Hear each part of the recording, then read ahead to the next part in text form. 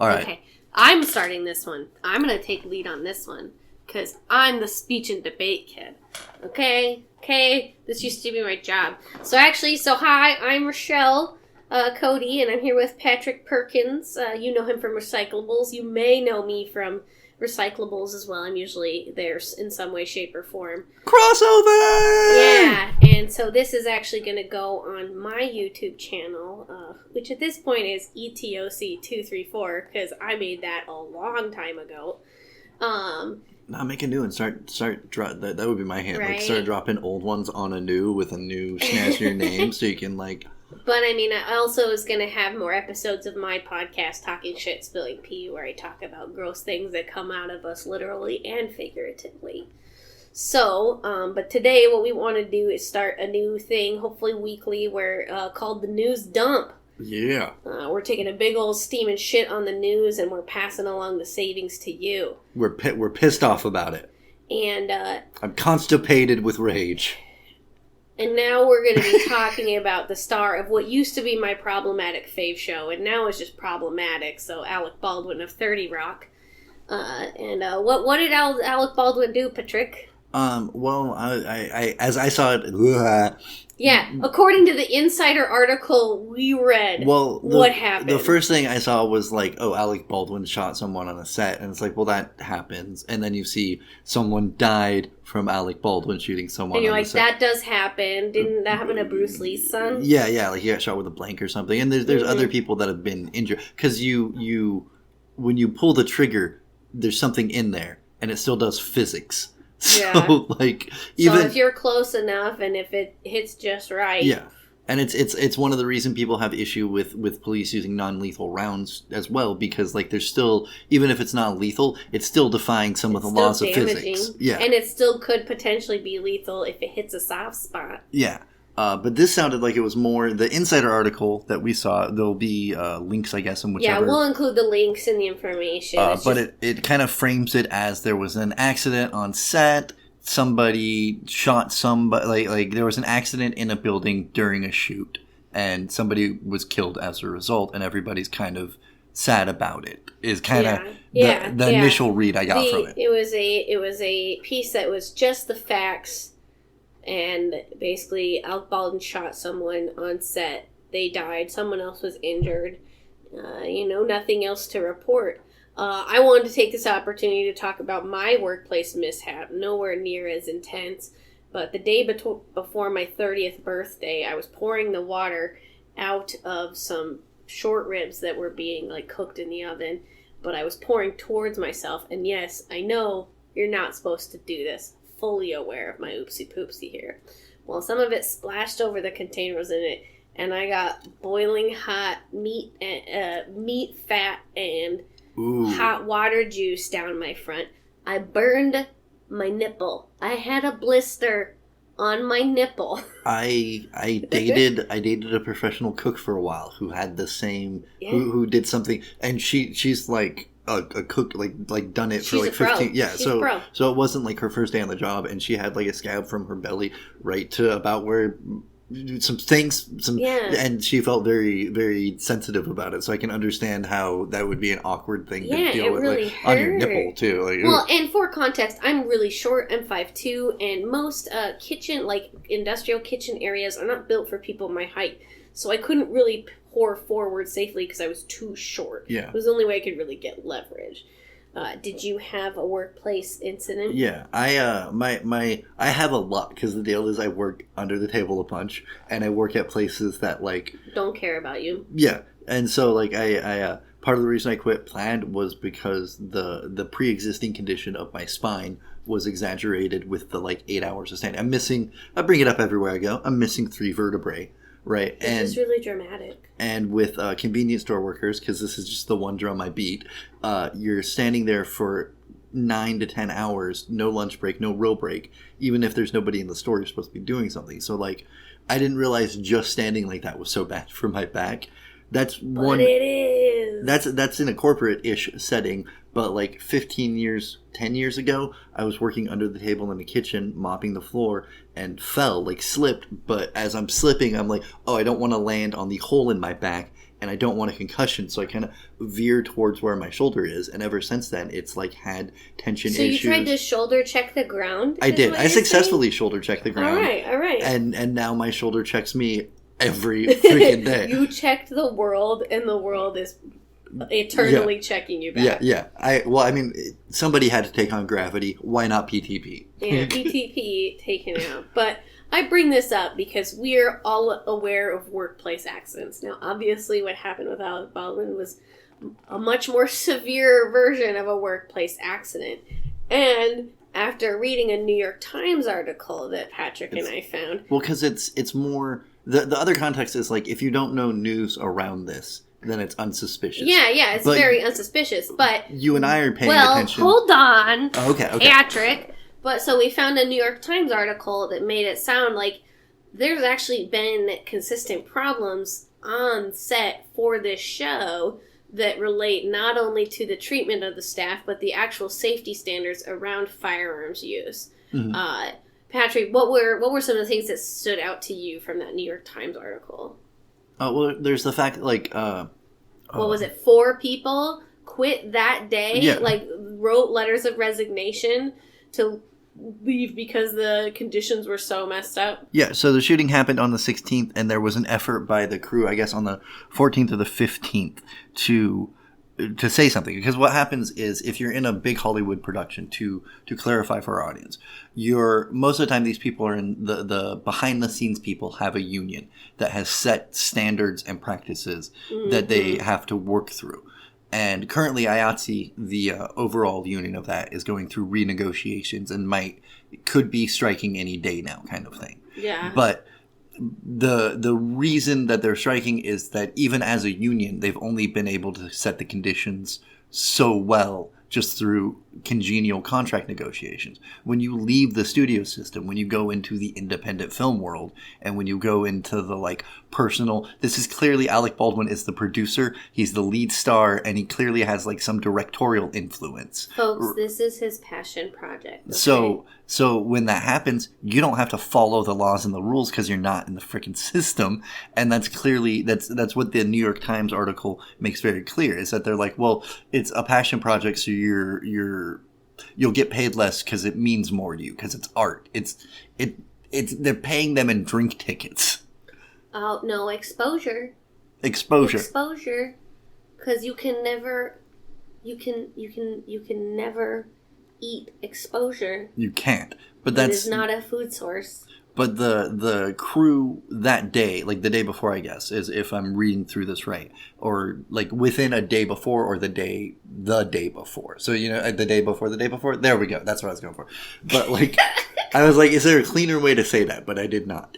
But they had done some form of strike or made some form of formal protest because safety standards weren't being met. And then I have, let me find that post. I have friends a comedian. Patrick has friends in the industry, okay? He's connected. We both have a friend who's in the IATSE union, Eric Cash, who, he's a comedian. And one of our mutual friends was, one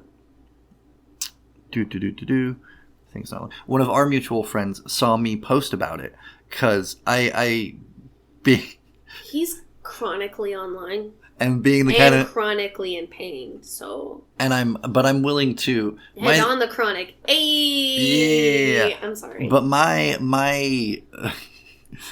thing is, I'm willing to say an absurd comment, and then back it up with a point. Right. To me, shock humor, the whole point is to get your attention about a bigger issue. Mm-hmm. So I made a joke about Alec Baldwin having a killer day, and then... Yeah, that was the first I heard of it. And then underneath that, I put a bunch of stuff about the conditions that people are working with, and then somebody shared with me on there a Facebook post supposedly from one of the people working there. And it talks about how they had written a letter of resignation that cited a lack of payment for 3 weeks, hotels were not provided even though they were told they were going to be. There was no COVID safety, and on top of that, poor gun and set safety. They had all had, quoting the Facebook post, "We wrote about this exact issue last night and walked this morning because of it. That's not in any of the papers. They brought in 4 non-union guys to replace us and tried calling the cops on us. The only people that stayed were the DP and the camera operator. And then if you... And those are the people who were injured. Yeah. And fucking killed. Injured or killed. Sorry, Pearl. I'm aware that a child listens to this, but her mom was also like, nah, she knows you guys are trying to fight the bad guys. Like, it's fine. Listen, my mom says every time she hears me say the F word, it is just so grating to her. But then she can see Seth MacFarlane as a CGI teddy bear say every disgusting thing under the sun. So, Pearl, you're tough. You can handle this. Yeah. Know that we're not using these words to hurt you. We're just hurt on the inside. Another thing that I want to quote from the Facebook, again, I know Facebook is anecdotal, and I know I can't trust that a friend's link of a friend's link is a link. But I do think if this is misinformation, it's really good misinformation because it's pretty accurate to some stuff I'll get into in a minute in my own personal... It's highly specific creepypasta is what you're saying? Yeah. How degraded does the screenshot look? Because that is a good version. Good knows to know how many times it's been screenshotted. You can judge it. It looks just degraded enough to be a friend's screenshot of a friend's screenshot. Yeah. But it could be a lot worse. But what they're describing is the show keeps arguing they didn't have to do anything because contracts minuans don't force them to. This is Lan Looper. Luper. In fact, in the low budget agreement, a hotel doesn't need to be provided until 14 hours of a day have been worked. And this show is doing hour lunches, so it requires a 15-hour day to lapse before they will volunteer a hotel. And that's outside of commute, depending on where these people originally come from or where they live. So, skipping ahead a little bit. So here's where my crew I think are at with this show and the union's involvement. 12-hour days worked, an hour lunch, 2 hours of driving, leaving exactly 8 hours of time in between. And most people are only getting 5 hours of sleep a night. Now again, I don't even think I would be able to get 5. I would be so drained from work and overtired that I wouldn't be able to wind down to fall asleep in time to get even a remotely reasonable amount of sleep. Now, our mutual friend, Christine Levine, a person that used to do comedy in town, she filmed a pilot for a show when I was a roommate, and I helped work out on it. And this is exactly what they had to work with, because this is, they found a director who was willing to work low budget, right? And work with them. And these are exactly the day, this was what a week of my life was like. It was all right, cool, we're going to be up for 12 hours because we need to get this shot, and this shot. It's all going to be edited down into an hour of programming, by the way. Right. But, as a result, it's also being funded by people who have no money, which is, no money relative to the film. If you have a $10,000 budget, that's no money as far as a budget goes for a project, right? Mm-hmm. Alec Baldwin definitely has more than $10,000. It's kind of... So there is not a financial barrier in this situation. This is just greediness and...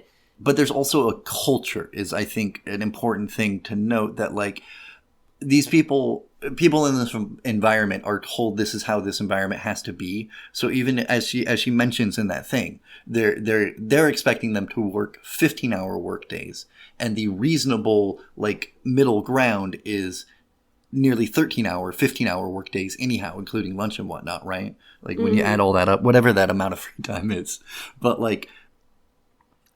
all of that is the culture still. So the culture is still, hey, we've got to work 12 hours because we've got to make this movie, because if we don't, somebody else will do it.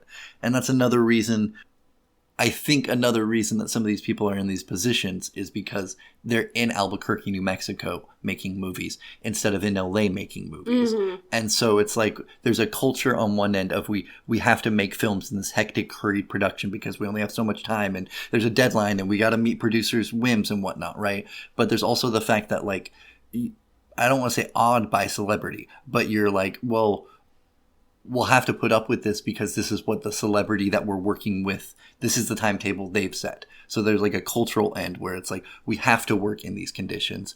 And then there's also kind of an innate, an internalized thing where you're fame. I gotta react to it appropriately because it's fleeting or whatever. I had a point at the end, I thought. He thought he had a point. Yeah. No, I'm kidding.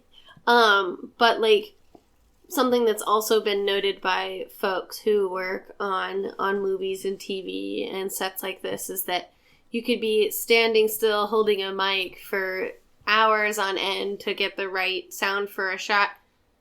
You can't go to the bathroom in that time frame. So there's tons of people who get UTIs, bladder infections, kidney infections, because they aren't able to relieve their bladder appropriately. And I mean, obviously this isn't the only place this stuff occurs, but it's like we've created this idea that making movies is like the paramount, like can be a paramount career and so wonderful, but the people who you don't see on the screen, unless there's a good union behind them, are likely not going to be afforded humanity and the courtesy. And I wanted to bring up, like, kind of to tie up what we've really been talking about with this, is that it's the end of that New York Times article. So Rebecca Stair, a location manager, said she was just saddened that Ms. Hutchins had been killed just days after a Hollywood union of film workers reached an agreement with movie and TV studio that averted a strike on issues that include safer work conditions.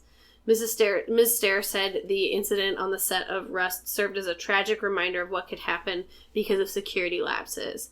Quote, "We didn't come together to strike, and now we're coming together to grieve," Ms. Stair said. And I think that's what ties this together, is that this loss of life wouldn't necessarily have happened if there were protections. Patrick would have had the ability to treat the situation when he injured his shoulder by shoulder checking the earth if he had been a worker on the books, or if even without that we still had a good enough healthcare system that wasn't monetized that he could get help. I wouldn't have burned my nip if there were accommodation for shorties in kitchens. And there's this myth that we perpetuate amongst ourselves of like, well, if they didn't want to be there, they wouldn't be there. And in Hollywood in particular, where fame is a portion of the paycheck, where like part of the reason you're doing it is for the attention or the acclaim. Increase your portfolio so you can work on other projects.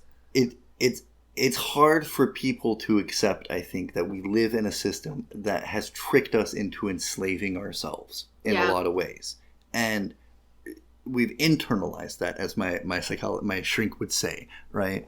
And Hollywood in particular is a great example of why people internalize that stuff. And the fact that, like, if we took away money, people would still want to do these things. Yeah. But the fact that there's money involved allows people to kind of handcuff them to certain situations. Because, like, here's the deal. Anybody can just stand there and hold a mic gaff, right? But only these people have spent the right or boom mic, whatever. But only these people have trained and they know, like, how to move it. But there's no reason we can't train more, except it's, air quotes, cost prohibitive to train more. Yeah, right? Well, and I mean, and especially in a lot of instances with IATSE folks, they own the equipment that they use on these sets as well. So, like, their sound mixing equipment is their personal sound mixing equipment. So when they walked off sets, because they're like, or like when that was starting to become a threat, all of these production companies had to realize, well, shit, we're going to not only have to find someone who's non-union, who knows how to do this, which takes years to master, they also need to have that equipment, or we have to get that equipment. Yeah. That's thousands and thousands of dollars. So it's like there were a lot of interesting things in that whole thing. If you want to check it out, I know that I think there's some more news on podcasts now. They did one specifically about IATSE that was pretty informative. You know, Cody Johnston and Katie Stoll. It's this funny thing that happens to me, or that I think people don't pay attention to a lot at work, which is like, your boss doesn't know how to do your job. Like the guy, like, Alec Baldwin knows how to tell people what to do and how to maybe cry on command. He knows how to throw a tantrum to get his way as well. Yeah, and what did you said, you know what? I think he's probably a nice guy. And I said, I think he's what we as a society consider a nice guy. What he strikes me as, but I'm also privileged in my position to say this, he strikes me as a person I wouldn't care if I met at the bar. Like, it wouldn't impact my life, if that makes sense. He reminds me of about every guy at the bar, and the fact that, like, that's not the problem for me is the problem. I'm realizing, like, I'm just privileged enough to be like, oh yeah, the guy at the bar really is a problem. Like, yeah, he's just another used car salesman. He's just another like, salesman. That's all acting is, ultimately, from what I can see, is like sales pitch of, I'm a policeman, or I'm a space guy, or I'm a Jedi. But I felt like my takeaways from talking about this today, and the reason I thought about this being is something that would fit with recyclables, is that one thing that is not held behind, like, academics, like, you don't have to be in college to know this shit, is that if you read a story, try to read a couple, like, and, like, it's something that's big in the news, try to find a couple different news sources about it. We only did 2. We definitely could have done more. And I mean, technically we had 3 sources, because we had the Insider article, we had the New York Times article, and then we also had the screenshots that may or may not be fact, but I would say likely are. Yeah, and part of recycling too is looking at things in a different context. If I didn't know about the IATSE stuff and I didn't have my personal experience, this would just be another story on my radar about a celebrity. There's plenty of celebrities who've gotten away with murder. Matthew Broderick, I love telling people this. Matthew Broderick killed a guy. He did kill a guy. Right after Ferris Bueller, and I think Ireland. Drunk drove, hit a dude, and got away with it because he was Ferris Bueller.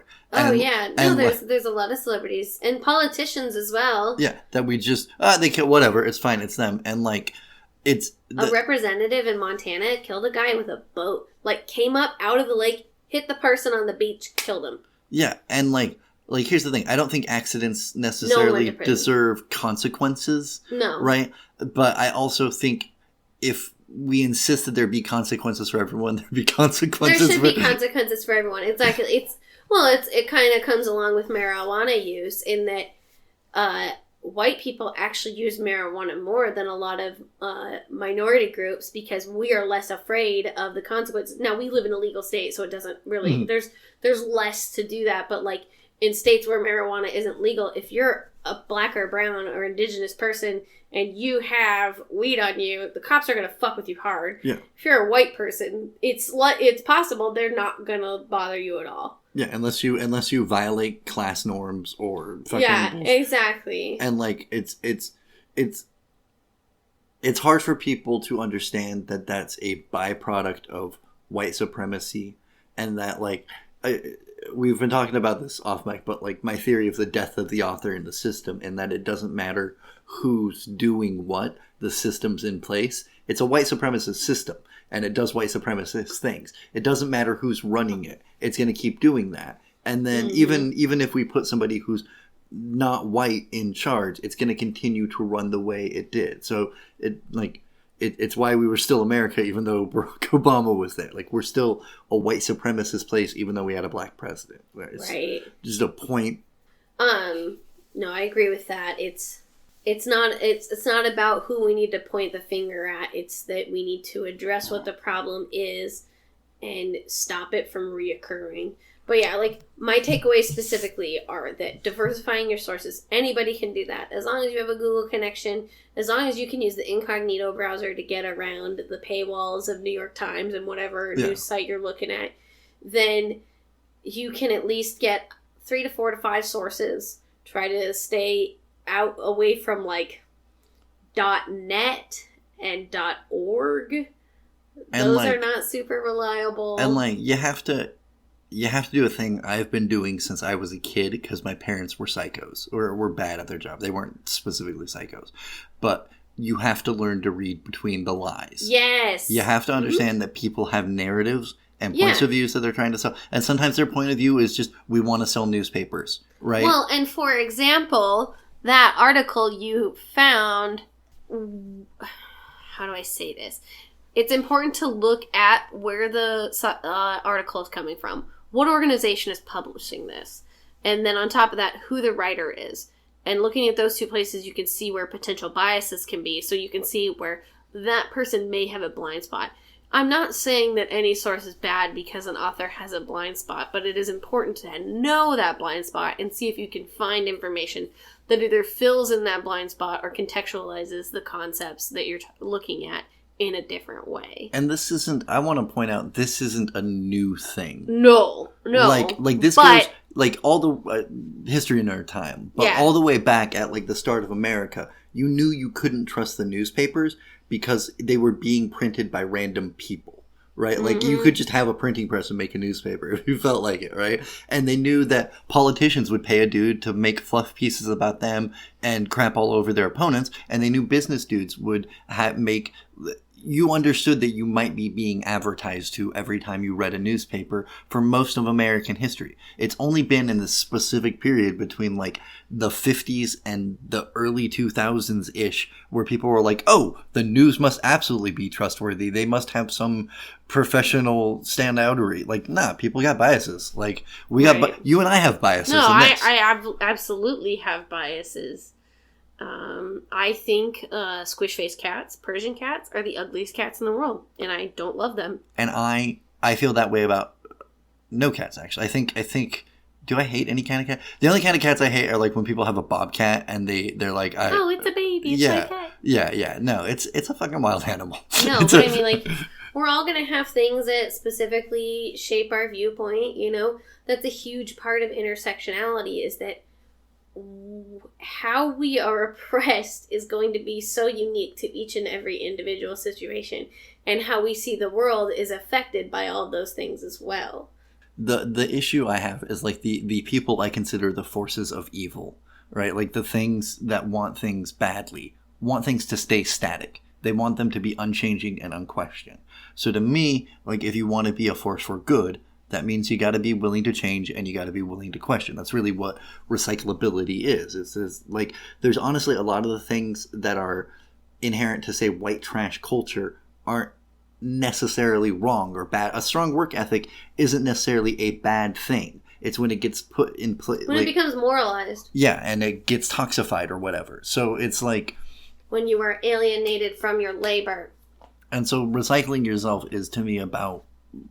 the theme of my podcast specifically being that is, like, you have to be willing to look at these things and be willing to see things you're not comfortable seeing with, because that's a big part of what's helped me recycle myself, is especially as a straight white dude, like, it's hard to accept that, like, I'm not the problem but I'm part of the problem, and that you just have to sit with that. That's just how it is, and, like, you can't fix it, and, like, you can't fix it on an individual level. Like, you can fix it within yourself. I can do my best to be the least toxic, crappy version of a straight white dude, but I'm still gonna... limit your shitty footprint. Yeah, and that's very much what it is it's like, I want to limit my shit carbon footprint and, like, do better, and I can see it as a result. Like, I can see the impact of it nearly 2 decades down the line with my son. Since my goal has always been to be less trashy. Like, he's already starting out, like, he's already taken stuff I was dealing with in my 20s and, like, tackling it now. So, like,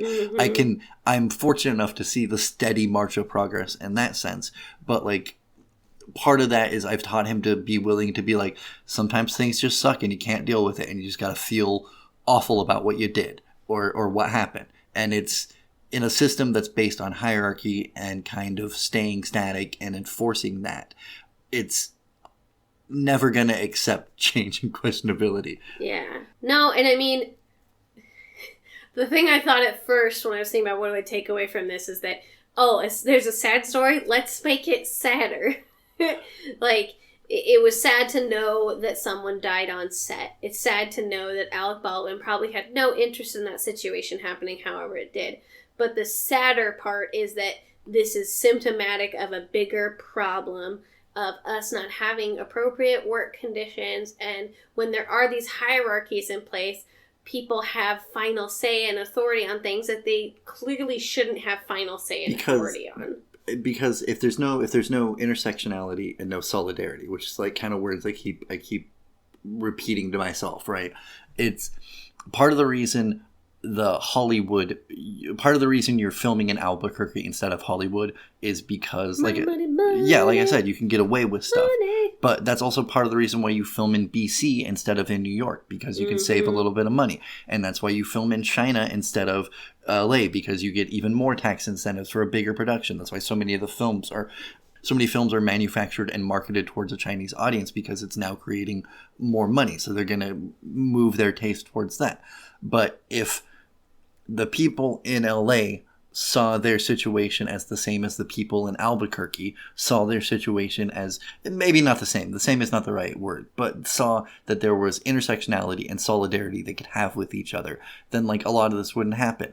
Because part of the reason, the thing I was trying to get to at earlier is like, part of the reason Alec Baldwin gets to get away with this is because this is the closest these people will get to Hollywood, maybe. Right? And if they want to make it in Hollywood, then they need to have the success that they couldn't just show up. And part of the problem with the entertainment industry is you already have to be pretty comfortable to make it at it. Mm-hmm. Like it used to be, because of the power of the dollar. The reason we hear of so many success stories of they were working in a diner and then they got discovered is because you could sort of survive on a minimum wage, right? You can't do that anymore. And now what happens is like, well, my parents can pay my rent for a year. And I have this car that they got me. So I'm living out of my car until I save up enough to. Or you get in like my position with comedy, which is like, I don't resent it, but I've always chosen to work over opportunities because I have child support. You have shit to pay. Yeah, no, I definitely had to. We're not in the same financial situations, but I definitely have enough limitations to me that like, for a long time I'd have to turn down stuff because it's like, sorry, I can't afford to drive all the way down to do your show and then come back and then go to work the next day and not be total shit at my job and potentially endanger my job. Yeah. And it has frustrated me to no end, the number of people that are like, oh, you're just not committed enough to stand up. And I'm like, no, I am. You do not understand the amount of effort and work I put into my stand up. Okay, I would say we've probably covered this pretty well. I do want to. Let me cover one last thing to put this in a bigger historical bubble, which is the thing, the just a little bit of that Fair Labor Standards Act of 1938. Okay, Fair Labor Standards 1938, and that was passed today in 1938, or right around. In 1940, it comes to fruition in October 24th of 1940. Ooh. But the thing I want to point out is so. That's like the legal standard. And a 40-hour work week can be worked any number of ways. You can work 40 hours all at once, and that's still a 40-hour work week, right? And so that's why it's important to me that the thing I like doing about how history kind of backs up on itself and repeats on itself, and it's wibbly wobbly. Past affects the future. We look at the past and it impacts our future. We think about the future and we do it in the lens of the past. Like, these things are intersectional in that way. And so we pass in, when did I say that was? 1940, this Fair Labor Act, but we don't update it, right? The 40-hour work week is still a thing, and the 40-hour work week was just what we agreed to because we had been doing 60 and 80-hour work weeks before that. Do you know that South Korea is like working to change that just now? Yeah. Like they work way more than us, and now they're like, okay, maybe we need to tone it down a little. I say yeah, but I mean no. But I did not know that. But yeah, no, I just saw something pretty recently about it. And it's the messed up thing is like they don't like to compare. You're going to do whatever you can to reinforce your point of view when you're in power. Mm-hmm. And so the people in power here are like, well, you work 40 hours a week and we're not making enough money. You're lazy. But then you look at like particularly Japanese, I know it's not the same as Korea, but suicide rates in air quotes productive countries, especially in Southeast Asia, are incredibly high because of the social pressure to perform or die. And you know, hey, do I die now or do I die of quick starvation or of slow starvation and the environment? Well, I mean, I have expressed my opinion before. I'm a big fan of just good night. Like I'm not a fan of suffering. And so to me, that makes a certain kind of sense. And those people over there, meanwhile, are talking about how lazy the Americans are and how they only work 40 hours a week. And meanwhile, we're still driving ourselves nuts on that. That's why intersectionality and solidarity are so important to me, because it's like, it might not be the same thing, but it is the same goddamn thing. We're a lot more alike, especially the working class and the working poor. are a lot more alike than they are different, regardless of who they voted for or anything. And that's not to excuse any toxic behavior from anybody, but to think that you have, like, think that you don't have something in common with someone else in that scenario is really silly. And it's like, that's why it's important to, like, I know some of our listeners specifically aren't entertainment field people, right? This is just another news story, but it's like the conditions of the people on that set aren't that different than the conditions of people at Plaid. Aren't that different than the conditions of somebody working at Target in Sacramento? Aren't that different than the conditions of somebody working the Walmart in Wisconsin? Like, there's different flavors, but it's all the same shit. Yeah, it's all human suffering. You just have to be willing to. It's like I like to say, it's assholes all the way down. Well, and like I would illustrate that by like this summer I was complaining at a family reunion about how I only got a 68-cent raise, and my sister told me to blow that out my ass because her raise was less than that, and I was like, we're on the same team on this one. I think you should get a better raise too. I mean, that's part of the problem. Is like when I did boycott stuff with Plaid, people were like, "Oh, you want a better paycheck?" I was like, "Yeah, for all of us." Yeah, not just me. I want it for everybody. But people, we're kind of taught by the system, like, you're not supposed to think that way. Okay, we trailed off hard. Yeah. We trailed off hard from this. I feel like that's the point. But that's the point. But yeah, I guess overarching theme of this. Diversify your sources and see how you can connect stories to things that you already understand, because then you'll be able to create a better picture of what's going on. Like, knowledge is kind of a collage that you put up on the walls, and so you can see the bigger picture. And don't be... I think a reticence people have is that it's work, right? It's not that hard. It took us, like... And 15 minutes to find the sources we needed? And more importantly, the people who... I say this as a nominally straight white dude.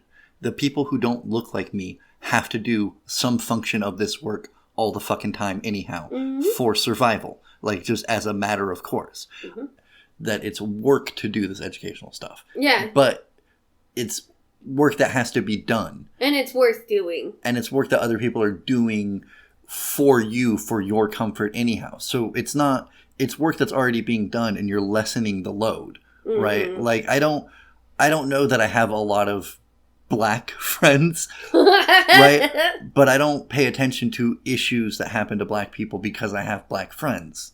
If that it's because I know these things matter to other human beings. Yeah. And I'm a human being, therefore they're gonna matter to me. That was my point there. Not to be like he has like 3 black friends, okay? I just don't. I'm bad at having friends in general. I'm bad at... We're on thin ice, let's be honest.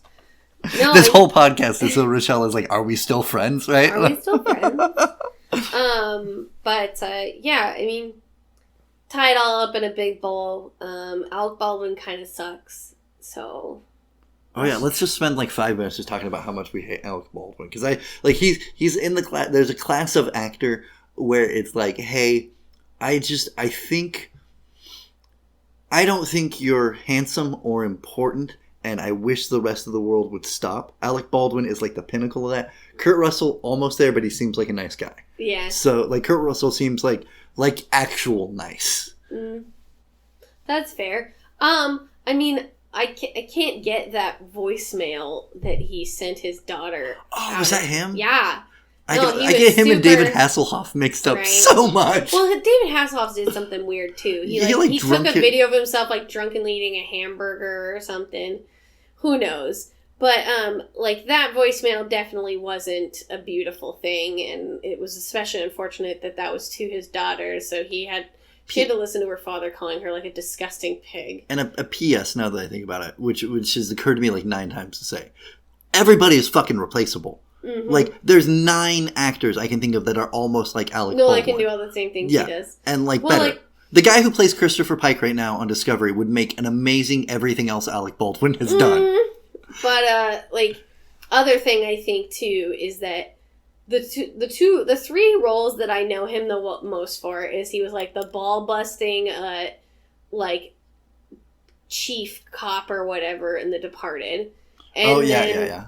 I remember him as Jack Donaghy on 30 Rock, and I remember him as the baby in Boss Baby. And, all of those are just, really toxic, horrible human angry, beings. like can be angry, condescending male roles. And I just I really am tired of us humanizing such toxic traits. I agree. It's a problem. If that makes sense. No, I hear it, because it's a problem I have with Rick and Morty. It's a problem I have with I think Game of Thrones to a lesser extent, though those other things. But like the fucking sexual assault of Sansa is one of the most disgusting things ever. Regardless of what was in the book, it was awful. Yeah, I'd stop watching by then. Oh, be so grateful. That was a waste of time. There's a lot like it's because it's written by and for those guys, to whether or not it's written by or for them or not, it ends up feeding into their thing of thinking that they're fine and they're well. And it's also it's that thing again where it's like it doesn't normalize it in the way people think video games normalize things, but it makes it seem like it's normal that this thing happens. It's kind of like how a lot of people say that like engaging in jokes about race and stereotypes, like, so anti-Semitic jokes, whether or not you're anti-Semitic when you say them, you are signaling that kind of communication is okay. And things that start out as jokes can become real. Like, history has a bunch of those. I can't think of any off the top of my head because there's too many. But it's really important to know that art imitates life and life imitates art. That doesn't mean that you as the individual are not responsible because you saw Jack Donaghy do it on 30 Rock.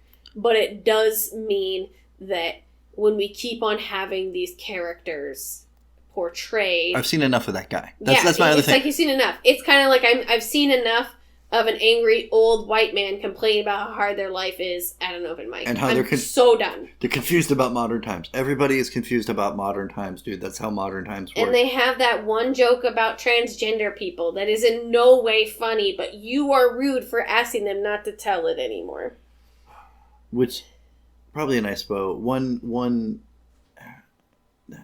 doesn't matter. So I was just thinking about the fact that, like, one of the ways to keep the workers in this situation on these stages is they tell them that other people can do the job, right? And it's really annoying that it's like, we have to live with that threat at most people in the working class have to live with, you're easily replaceable. Mm-hmm. But for whatever reason, we can't apply it the other way around. And it's just so... Oh, yeah. Obnoxious to me that it's like... Well, it's kind of like how giving benefits to poor people is doing them a disservice, but bailing out rich people is supporting the economy. Yeah, and you got to be willing one set of rules for poor people and one set of rules for the ruling class. And my problem, like, to tie back and to the middle class is right in the middle, so they're just crabby and spoiled. All those characters Alec Baldwin plays, that second half of dude. That's... All right, well, I think, are we good? I'd say we covered it pretty well. Right. Yeah. No, I think we're Gucci.